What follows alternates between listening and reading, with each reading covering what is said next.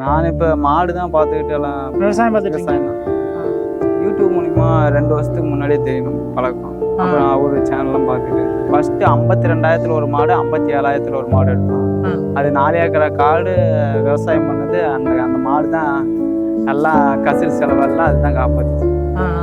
4 ஏக்கராவுக்குமே அந்த மாடு தான் எங்களுக்கு எல்லா செலவுமே எல்லா செலவும் அதுதான் பார்த்துச்சு.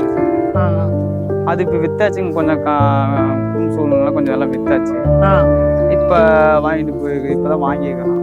இனிமேல் தான் கொஞ்சம் கொஞ்சமாக டெவலப் பண்ணும். இன்னைக்கு எத்தனை மாடு எடுத்துறீங்க? 2 மாடுங்க. 2 மாடு. நீங்க என்ன பால் திறன்னு கேட்டீங்க? நான் என்ன ஒரு 10 லிட்டர்ல கேட்டேங்க. அவரு அண்ணா என்ன இதை எடுத்து கொடுத்தாரு?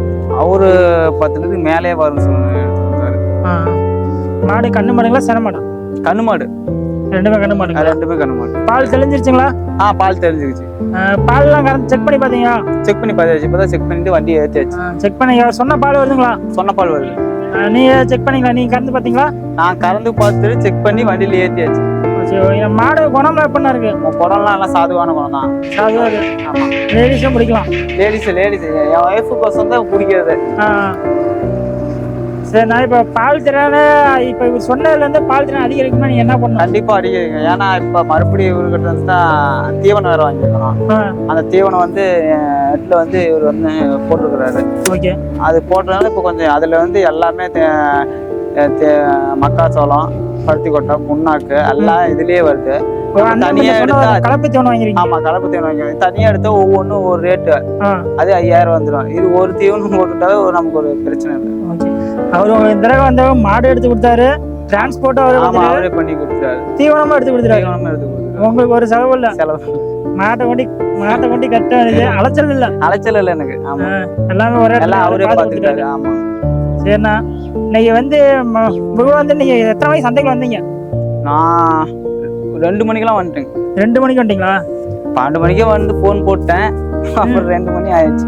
2 மணில மாடெல்லாம் வரது சந்தைக்கு வந்து 2 மணி ஆயிடுச்சு. ஓகேண்ணா, எத்தனை மாடு பார்த்த அப்புறம் உங்களுக்கு மாடு அமைஞ்சுது? ஒரு 50-60 மாடு பார்த்தோம். எல்லாம் நிறைய பேர் எல்லாம் வந்திருந்தாங்க. எல்லாம் போய் பார்த்தோம். அதுக்கப்புறமா தான் லாஸ்டா ஒரு 50-60 மாடு பார்த்து வந்து உங்களுக்கு மாடு செலக்ட் பண்ணீங்க? ஆமா, நான் அப்புறமா தான் செலக்ட் பண்ணேன். சரி, நான் 50-60 மாடு ரிஜெக்ட் பண்ணதுக்கு என்ன காரணம் சொன்னாரா? அவர் ஒவ்வொரு மாடு அது எப்படி சொல்றது, பால் திறன் கம்மியா இருக்கும்.